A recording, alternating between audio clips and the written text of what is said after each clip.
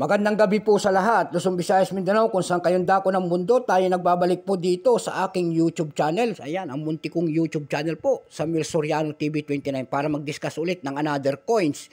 Isiseling natin kung talagang magkano na ang kanyang halaga sa mga platform. Ayan po. At malaman natin kung talagang mahal na siya o hindi. Ayan po.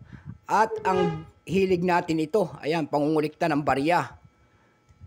Kung saan dako ng mundo po na barya ang ating kinokolekta. Ayan po, magandang gabi po sa mga kolektor at saka numismatist ng Pilipinas kung sa kayong dako ng mundo, lalong-lalo na ang aking mga subscriber po. Thank you so much po. Ayan. Yun naman hindi nakapag-subscribe dito sa aking YouTube channel po. Ayan. Ako po ay nakikiusap sana at malaking tulong yan ang inyong presensya po tulad ng pagpindot ng ating notification bell, like and share para ma-update po kayo sa mga litis ko pang gagawin mga video po. Ang pag-uusapan po natin ngayon ay 5 centimos. Ayan ang ating pag-uusapan, 5 centimos. Mali pala. Ayan ang ating pag-uusapan, 5 centimos po, year 2008. Ayan.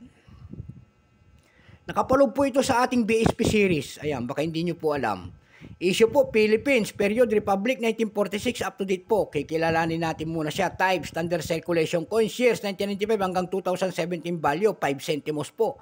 Currency, piso, 1967, up to date po. Composition po nito ay copper, nickel, copper, plated steel. Ayan.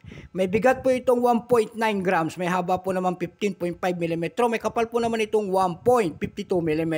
Hugis po, round with a round hole. Orientation nito ay middle alignment. Number N-1684. Reference number KM-268. Ang nakalagay po sa kanyang likod ay Central Bank of the Philippines. Ayan.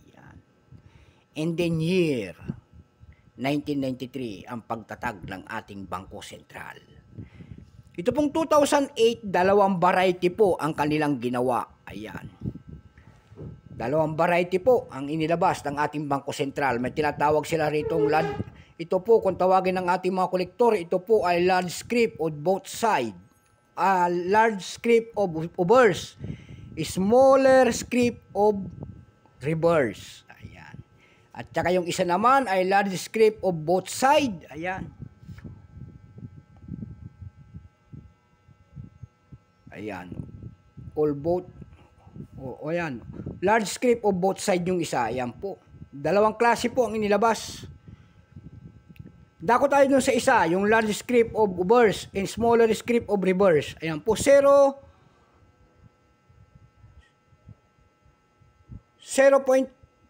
0.8%, ayan. 0% pala, ayan, 0% pala. Ay, sorry po, 0% po yun. Wala pong percentage, 0 pa. Dito naman tayo, dito sa ating hawak, large script of both side. Ayan po, 5% po nito.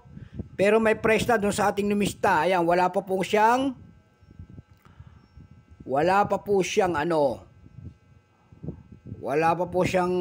mintage kung ilang piraso ang ginawa ng Bangko Sentral. Ayan, tanging presyo lamang po doon sa ating numista.com, yung kanyang verified 33 pesos.